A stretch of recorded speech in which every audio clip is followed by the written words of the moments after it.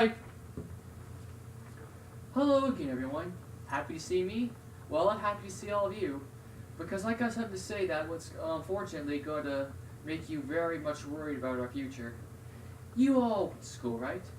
You all made high grades, got your diploma, graduated high school, went to college, and made high honors.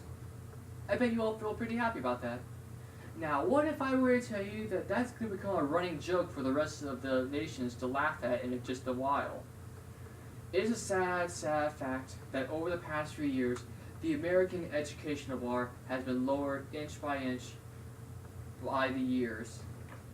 And this is just a travesty in all kinds of ways.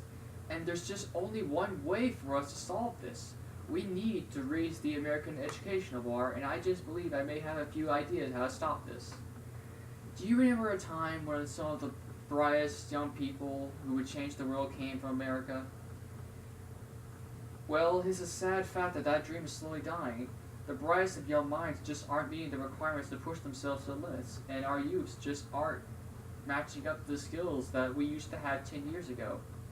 Now, as you can see on this chart of 15 great nations, I've been able to put a little graph together that shows us how far we are compared to other nations with math, science, and reading.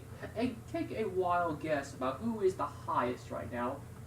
That, of course, would be China. More specifically, Shanghai, China. And guess who's behind that? Singapore. And guess who's behind that? China again, but with Hong Kong. And then Japan, and Switzerland, Belgium, and so on, so on. However, we are still a great nation, and we still have very high standards compared to others. However, compared to others, we're very low on the chart itself. We're even below 500 for our grading skills. And, well, how are we supposed to be a beacon for the whole rest of the world if we are not setting high standards for ourselves and our youths? I've actually spoken in an interview with my retired teacher, Miss Bowie, before the bar was lowered so much from a being below a 70 is failing, but nowadays we have a 10-point grading scale, and having below a 70 is still passing? How is that? Well, either way, when I asked my teacher, Miss Bowie, about this, she agrees that this is a travesty and cannot just stand. It's just sad for all of us. So, what do I believe needs to be done? It's simple. We need to raise the bar again and set high standards for our American youth.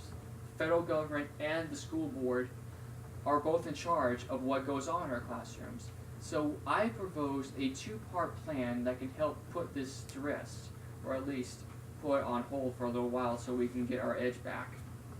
I know that you all have co-workers and other students who indeed send their children to schools, but I have a question to ask. Do they think that their kids are getting the basic knowledge that they got over 20 years ago when they were still in school? Ask yourselves that question.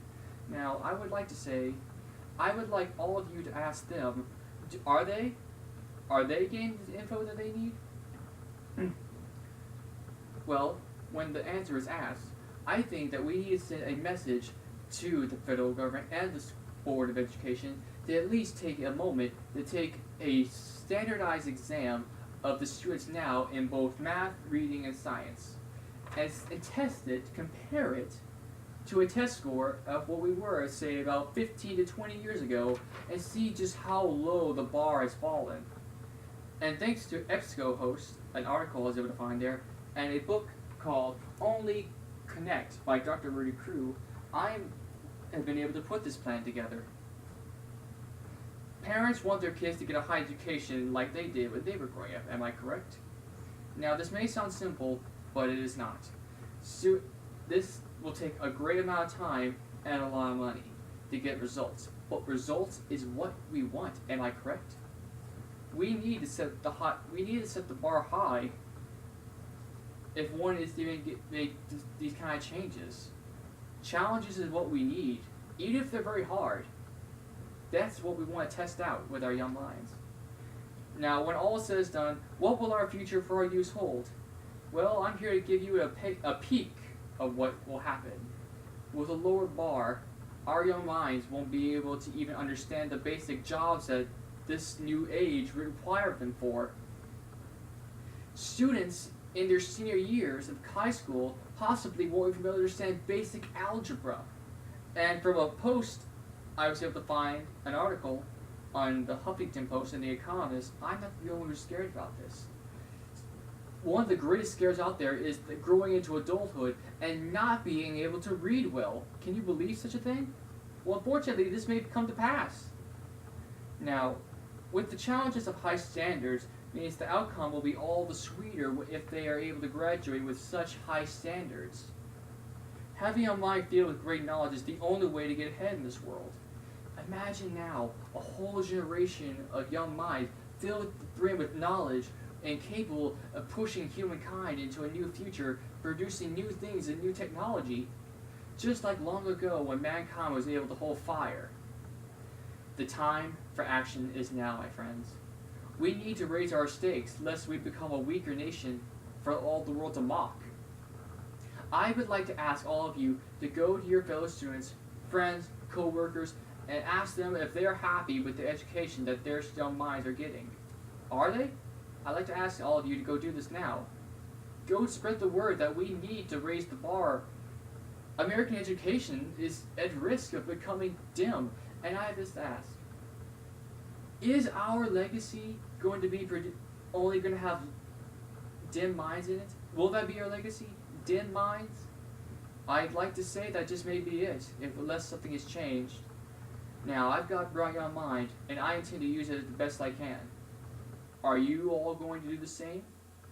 And use your head to actually help make the world a better place for everyone? So, I like to say, we need to raise the bar. We need to set a high example for the rest of the world. I want to thank you for your time, and hope all this was able to mean something to you. Thank you.